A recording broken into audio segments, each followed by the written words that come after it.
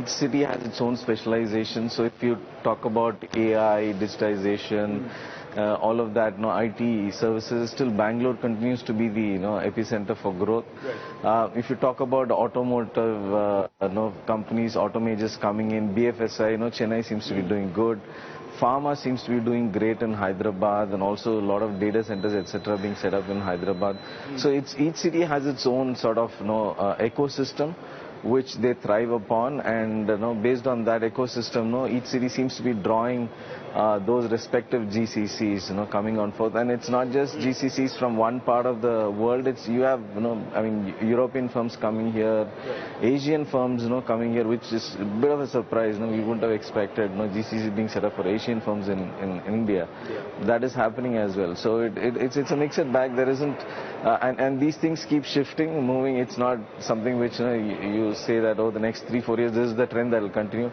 But so far, I would say it's IT consulting, it is AI, it is automotives, it is pharma, even FMCG. They are setting up GCC shops in India. So all of them. And speaking of course, IT, tech and BFSI itself, the latest news, of course, is that Grafcore, the SoftBank-owned chip maker, will, of course, set up base in Bangalore, even as Andreessen Howard from San Francisco is also looking to set up an office here. It's first in India. Clearly signaling a movement from the US West Coast to markets in both in Europe and the United States, given the large cost benefits associated with setting up here in India. But I sometimes wonder, there are no doubt benefits, but do these benefits far outstrip the limitations that come with the markets here? The civic infrastructure problem across India, more so in a city like Bangalore, many would argue, is quite abysmal. So in this situation, amid these challenges, do the benefits far outstrip the limitations? I mean, unfortunately, even with all those challenges, the influx continues to be quite strong. So I think, even if the administrations haven't done due justice, but the talent is what is attracting, the firms. Like I was mentioning to you earlier, there are certain, fixed timelines in which these entities are trying to set up their shop in India, and therefore, for them to do that, they need to be where the talent particularly is. And also the talent is not just, in the experienced talent, you also need to have young talent. Right. And Bangalore, it's not just the weather, but there's a lot of other social infrastructure which is quite popular among the youth. So therefore, Bangalore continues to, draw a lot of workers and staff from other parts of India. All the young, graduates that graduate out of schools, they tend to choose Bangalore ahead of all the other markets. So let's talk a little bit about what's in the pipeline as far as the parks are concerned. I think 3 more in Bengaluru and 1 in Hyderabad. Is that part of the pipeline?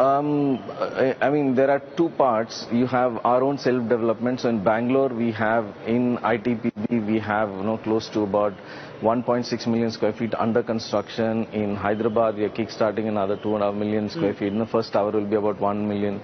But in Hyderabad, you continue to have the FSI benefits come through. So about 4 million square feet is going to be developed within these 2 parks. That is within our own parks. And then we have forward purchase programs. Forward purchase programs, we have them very active in Hyderabad. We have with a local partner whom we have been working with since 2011. Local partners, in all of them in North Bangalore, in one of the most attractive places. So all of this is like, the pipeline is fantastic. We expect to get to about 33-34 million square feet in about 3 years' time. Given this scenario, then what would your outlook on rental growth be? Rental, I would still expect, on an average, between it to definitely beat your inflation by quite a margin.